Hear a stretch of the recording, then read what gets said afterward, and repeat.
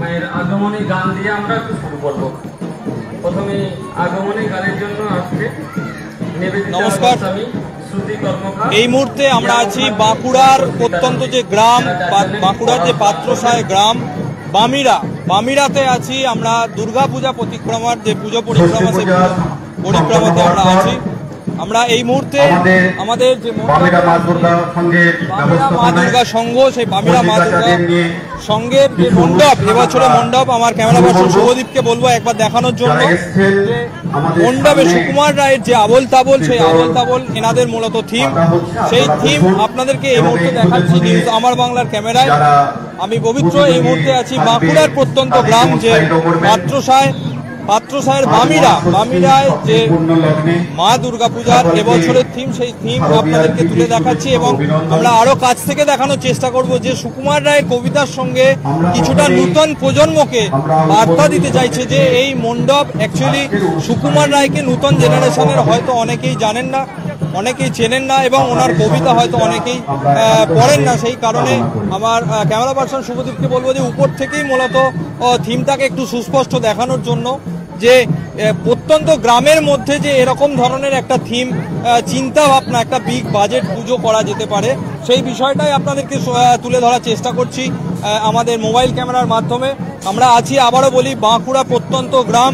আপনাদেরকে শহরের পুজো দেখিয়েছি এবং এখনো বাকি আমাদের আছে হাতে 4টি দিন। সেই 4টে দিনে একাধিক পুজো আমরা দেখাবো। তার মধ্যে দুঃখিত, যান্ত্রিক গোলযোগের জন্য আমাদের লাইভটা কেটে গিয়েছিল। আবার পুনরায় আমরা ফিরে এলাম সেই মূল মণ্ডপে এবং এখানে কর্মকর্তাদের সঙ্গে কথা বলে নেব এবং জেনে নেওয়ার চেষ্টা করব যে মূলত এনাদের যে থিম আবল তাবল, যেটা সকলের কাছে আমরা হয়তো কাল্পনিকভাবে ভাবলে যে আবল তাবল, আমরা প্রতিনিয়ত যে কোনো কাজ করলে আবল তাবল বলি, আবল তাবল করি, সেই বার্তা, অর্থাৎ নূতন জেনারেশনকে যে বার্তা দেওয়ার জন্য। এবং একবার আপনাদেরকে এদিকটা আসার জন্য বলবো, আপনারা আসুন না। আমরা এই মুহূর্তে আছি বাঁকুড়ার পাত্রসায়ের যে বামিরা, সেই বামিরাতে আছি এবং ক্লাব কর্তৃপক্ষদের সঙ্গে আমরা একটু কথা বলে নেব যে আজকের ডেটে দাঁড়িয়ে সোশ্যাল মিডিয়া আসার পর আমরা বই পড়তে ভুলে গেছি এবং অনেক সময় আমরা সোশ্যাল মিডিয়া স্ক্রল করতে করতে কবিতা পড়তে ভুলে গেছি। সেই জায়গায় দাঁড়িয়ে হঠাৎ করেই একটা প্রত্যন্ত গ্রামের মধ্যে এই যে থিমের চিন্তা ভাবনা কিভাবে এলো সে বিষয়ে কথা বলো। আপনার নামটা যদি একটু বলতেন। আমার নাম শীতল কুমার নন্দী, বামিরা মা দুর্গা সংঘের আমি একজন কর্মকর্তা। প্রথমে নিউজ আমার বাংলাকে পক্ষকে আমি ধন্যবাদ জানাই এবং আপনাদের মাধ্যমে আমি আপামর মানুষকে শুভ ষষ্ঠী শুভেচ্ছা এবং আগামী দিনে পুজো ভালো কাটবে এই আশা রাখি। আর এবছর আমরা আমাদের যে থিম রেখেছি আপনারা দেখতেই পাচ্ছেন, সেটা হচ্ছে আবল তাবল। কারণ বর্তমান যুগে যে কম্পিউটার, ইন্টারনেট এবং সোশ্যাল নেটওয়ার্ক সাইট, সেখানে নতুন প্রজন্ম তারা চলে যাচ্ছে। এখন বই পড়া মানুষের মধ্যে কমে যাচ্ছে। তাই সুকুমার রায় যে আমাদের বা আরও যে মনীষী যারা রয়েছেন, তাদের হয়তো সেই চিন্তাধারা বা সেই সমসাময়িক যে তাদের কথা লেখনির মাধ্যমে ফুটে উঠত, সেগুলো যেন যুব সমাজ যেন ভুলে যেতে বলছে। সেইটাকে আমরা মনে করিয়ে দেওয়ার জন্য আমরা সুকুমার রায়ের এই থিমটাকে আমরা বেছে নিয়েছি, যেখানে আবল তাবল মানে তিনি যে অবচেতন মনে যে কত সুন্দর যে সৃষ্টিশীলতা, বিভিন্ন কার্টুন চরিত্র তিনি কবিতার মধ্য দিয়ে, কখনো তার ড্রয়িংয়ের মধ্য দিয়ে উঠে সেগুলোকে আমরা জাস্ট আমাদের এই ইয়েতে প্যান্ডেলের মধ্যে আমরা তুলে ধরি। আবল তাবল থেকে এক কথায় বার্তা দিতে চাইছেন যে নূতন জেনারেশনকে। তাহলে নূতন জেনারেশনকে আপনাদের ক্লাব কর্তৃপক্ষের পক্ষ থেকে আরো কি বার্তা দিতেন? দেখুন, সোশ্যাল নেটওয়ার্ক সাইটে আমাদের কিন্তু এগিয়ে যেতেই হবে। তার সাথে সাথে এই সমস্ত যে মনীষীরা রয়েছে, তাদের যে সৃষ্টিশীলতা, তাদের যে লেখনী, সেগুলোও তারা পড়ুক এবং জানুক যে এই সমস্ত মনীষীরা কি করে গেছেন, তাদের যে সৃষ্টিশীলতা ভাবনা, সেই ভাবনাগুলো সঞ্চারিত হোক এবং এই সঞ্চারিত হওয়ার জন্যই এই আমাদের চিন্তাধারা। আচ্ছা, আমরা যেটা জানতে পারলাম যে আপনাদের এই ক্লাব কর্তৃপক্ষ বা সার্বজনীন যে পুজো, সেই পুজোর পাশেই আবারও একটা দুর্গা পুজো হচ্ছে। তো একটা প্রত্যন্ত গ্রামের মধ্যে দুটি পুজো কিভাবে সম্ভব? দেখুন, যেটা আমাদের এই সংঘের মা দুর্গা সংঘের চিন্তাধারা হচ্ছে যে ধর্ম যার যার, উৎসব সবার। সেখানে আমাদের যে পাশের ক্লাবটা রয়েছে, কয়েকজন উদ্যোক্তা মিলে তারা এই পুজোটা করত এখানে বহু আমাদের সম্প্রদায়ের মানুষ আছে যারা হয়তো সবসময় পার্টিসিপেট করতে পারতো না। আমরা চিন্তা ভাবনা করি যাতে আমরা সকলকে নিয়ে একটা পুজো তৈরি করবো যেখানে কোনো ভেদাভেদ থাকবে না। আমরা আমাদের মতন করে মাতৃ সাধনা করব এবং যাতে সেই সুযোগটা পাই, সেই জন্যই আমাদের বামিরা মা দুর্গা সংঘ আমরা গড়ে উঠেছি। অসংখ্য ধন্যবাদ। যে একটা দাদা খুব দামি কথা বললেন যে আজকের ডেটে দাঁড়িয়ে উৎসব সবার, এই কথাটা সত্যিই খুব বলতে ভালো লাগে। কিন্তু আমরা অনেক জায়গায় দেখা যায় জাতি ভেদাভেদ হয়, বিভিন্ন জনে হয়তো মণ্ডপ বলুন, প্রতিমা বলুন, দর্শন করার ক্ষেত্রে বাধাপ্রাপ্ত হয়, অনেক সময় পূজা দিতে গেলে তাদেরকে বাধা সৃষ্টি করা হয়। তো এনাদের জন্য খুব ভালো একটা মন্তব্য করলেন যে সকলের জন্য ওনাদের প্রবেশদ্বার খোলা আছে। এবং পুজোর কটা দিন কি প্ল্যান আছে আপনাদের? দেখুন, পুজো আমাদের প্রত্যন্ত গ্রামীণ এলাকা, হয়তো শহরের যে থিম সেখানে হয়তো আমরা করে উঠতে পারিনি, কিন্তু আমাদের গ্রামীণ স্তরের মানুষকে আমরা বার্তা দিতে চেয়েছি, যেটা হচ্ছে আমাদের মণ্ডপ ছোট হোক কিন্তু আমাদের মনটা যেন বড় হয়। এবং সেখানে আমাদের যেমন লোকাল যে খুদে প্রতিভা রয়েছে সেগুলোকে বিভিন্ন অনুষ্ঠানের মধ্য দিয়ে তাদেরকে সেই সুযোগ করে দেওয়া, এবং আগামী দিনে তারা যখন কোনো বড় মঞ্চে যারা যাবে তাদের এটা যেন খুব কাজে লাগে। মানে আমাদের 4 দিন ব্যাপী অনুষ্ঠান, 4 দিন ব্যাপী আমাদের অনুষ্ঠান আছে। তার মধ্যে কি থাকছে? দেখুন, আমাদের যেমন নৃত্য অনুষ্ঠান থাকবে, আমাদের কিছু সাংস্কৃতিক অনুষ্ঠান যেমন নাটক আমাদের থাকবে এখানে, প্লাস আমাদের বিভিন্ন কম্পিটিশন মূলক যেমন প্রতিযোগিতামূলক অনুষ্ঠান আমরা এই 4 দিনের মধ্যে বিভিন্ন শিডিউলে আমরা সেটা করেছি। আরো একটা বিষয় জানতে চাচ্ছি, এই যে ধরুন একটা গ্রাম্য পরিবেশের মধ্যে ধরুন সর্বশ্রেণীর মানুষ তো এখানে থাকে, তো সেক্ষেত্রে ধরুন একটা বিগ বাজেট পুজো, সেখানে হয়তো সরকারি অনুদান পেয়ে আমরা কিছুটা উপকৃত হচ্ছি। তো সেই জায়গায় দাঁড়িয়ে ধরুন সরকারি অনুদান নিয়ে এত বড় পুজো করা কখনোই সম্ভব নয়। তো সেক্ষেত্রে ধরুন এই যে এত বড় বিগ বাজেটে পুজো, সেটা কিভাবে সম্ভব? দেখুন, আমাদের এই মা দুর্গা সংঘ সরকারিভাবে পশ্চিমবঙ্গ সরকার থেকে 1,10,000 টাকা এবছর আমরা পেয়েছি। এর সাথে সাথে আমাদের যে 100 জন প্রায় সদস্য আছে তাদের কাছ থেকে আমরা নিজেরা চাঁদা আদায় করি, মানে যেটা আমরা ডোনেশন আমরা হিসেবে আমরা নিই, এবং তার মধ্য দিয়ে আমরা আমাদের এই পুজোটা করি। আর আমাদের এতে প্রায় এবছর আমরা 3.5 লাখের উপরে আমাদের এই বাজেট আছে আমাদের এই পুজো প্যান্ডেল বা অন্যান্য অনুষ্ঠান করার জন্য, প্রায় 3.5 লক্ষ টাকা। আজকের ডেটে দাঁড়িয়ে ধরুন সরকারি অনুদান যে বাড়ানো হচ্ছে তাতে কতটা খুশি? আমরা তো অবশ্যই খুশি, কারণ সত্যি কথা বলতে আমাদের প্রত্যন্ত গ্রামে এই ধরনের অনুদান পেয়ে আমরা পুজোটা খুব ভালোভাবে করতে পারছি, মানুষকে আরও সংঘবদ্ধভাবে এই পুজোর দিনগুলো উপভোগ করাতে পারছি আমরা। আর এর আগে আমরা শহরে বিভিন্ন বিগ বাজেটের পুজো আমরা বিভিন্ন টিভি বা নিজেরাও হয়তো কখনো যেতে পেরেছি, সেই জায়গাতে মনে একটা তো আশা থাকতো যে আমরা আমাদের গ্রামের মানুষকে যদি এই ধরনের কোনো অনুষ্ঠান বা থিমকে আমরা দেখাতে পারি তাহলে খুব ভালো হয়। তো যাই হোক, সরকারের এই সুযোগ দিয়ে আমরা এই ধরনের অনুষ্ঠান আমরা করতে পারছি, এই জন্য পশ্চিমবঙ্গ সরকারকে অসংখ্য ধন্যবাদ। অ্যাকচুয়ালি কি জানেন তো, আমরা জানি যে একটা এত বড় পূজা, সেই পূজা সম্ভব করছে অক্লান্ত পরিশ্রম করে এবং সকলের সহযোগিতা নিয়ে। আরো একটা বিষয় জানবো যে আপনাদের এই যে মণ্ডপ তৈরি করতে কতদিন সময় লেগে? আমাদের মণ্ডপ তৈরি করতে প্রায় 1 মাসের বেশি সময় লেগেছে, কারণ আপনি দেখতে পাচ্ছেন আমাদের মণ্ডপটা সম্পূর্ণ রং তুলি দিয়ে আমাদের করা হয়েছে। এখানে কোনো না শোল ব্যবহার করা হয়েছে, স্রেফ কাপড়ের উপর আমরা রং তুলি পেন্টার এসে সেগুলোকে আমরা ফুটিয়ে তুলেছি। হয়তো অনেক সুকুমার রায়ের আরও কিছু ছিল, কিন্তু জায়গার অভাবে আমরা সেগুলোকে ফুটিয়ে তুলতে পারিনি, কিন্তু যতটুকু পেরেছি।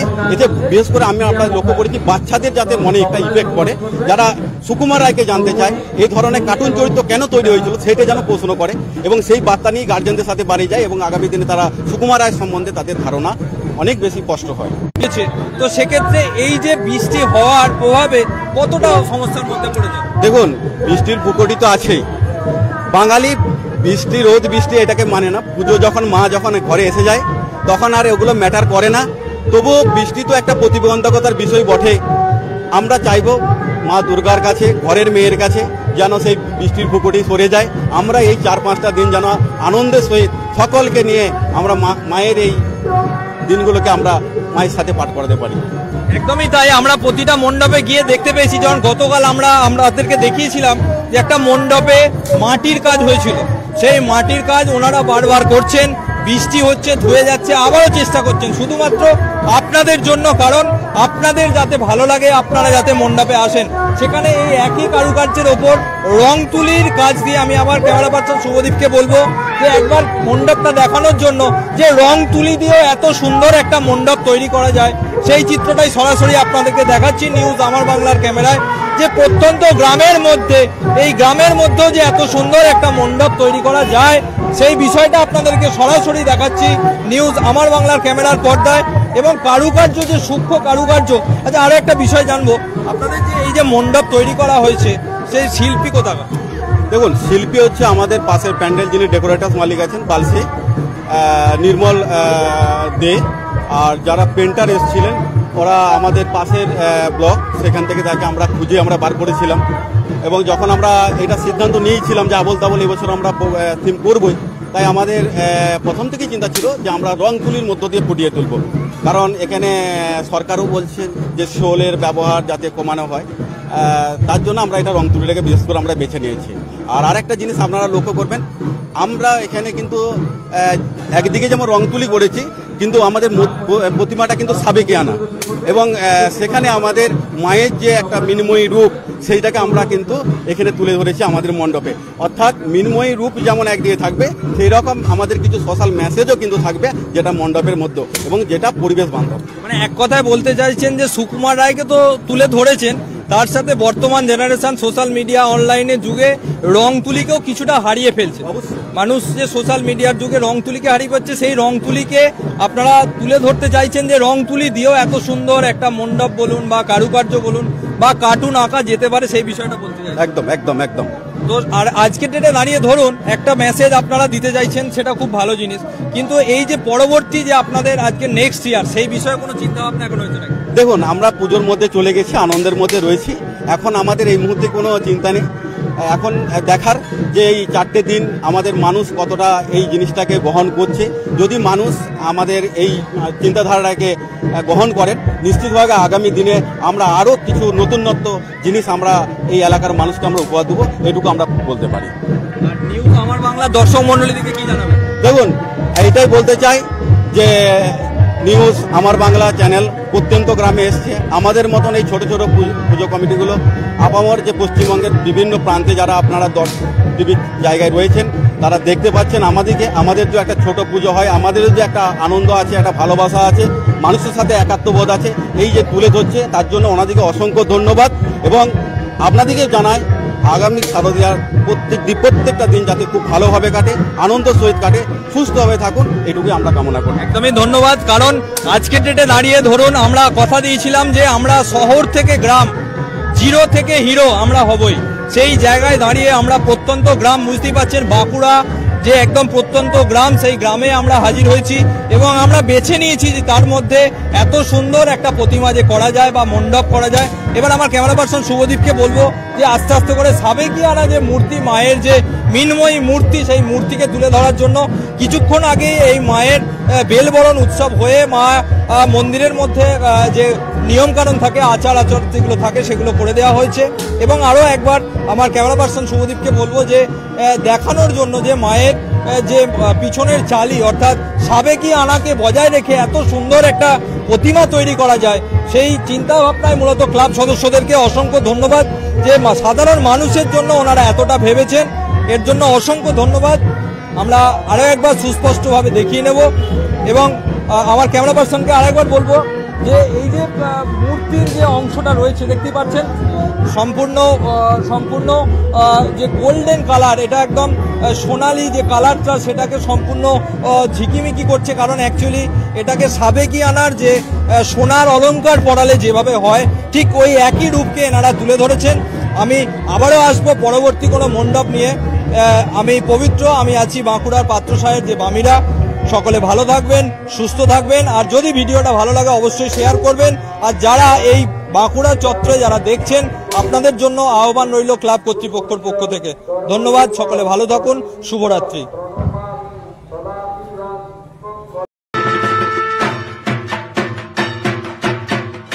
এবার পূজার আনন্দ হোক আরো পরিপূর্ণ। ঘরে বসেই উপভোগ করুন এবছরের পূজা পরিক্রমা। আপনাদের গ্রাম বা শহরের অলিতে গলিতে আসছে নিউজ আমার বাংলার 2025 পূজা পরিক্রমা, presented by LTM mobile, Mayapur, Arambagh, Hooghly. তবে আর দেরি কেন, আজই জানান আপনাদের মণ্ডপের ঠিকানা। পৌঁছে যাবে নিউজ আমার বাংলার ক্যামেরা আপনাদের সেরা মণ্ডপ ও প্রতিমার চিত্র তুলে ধরার জন্য। নিউজ আমার বাংলা। বাংলার মানুষের কথা বলে। আপনার বিয়ে বা বিশেষ দিনটা কি ক্যামেরায় হারিয়ে যাবে, নাকি চিরস্মরণীয় করে রাখবেন এক অসাধারণ টিমের সঙ্গে? আসছে পবিত্র ইভেন্ট ম্যানেজমেন্ট, যেখানে সাজ, স্টাইল, ফটোগ্রাফি সব একসাথে। ডিএসএলআরে ফুডশ্যুট, ডেকোরেশন, মহিলা ক্যাটারিং, ডিজে, ফুল সেটআপ সব আমরা করব একদম আপনার মনের মতো প্রফেশনালভাবে। বুকিং শুরু হয়েছে। আজই কল করুন 9775104543 অথবা 8798006437। পবিত্র, আপনার ইভেন্ট আমাদের দায়িত্ব।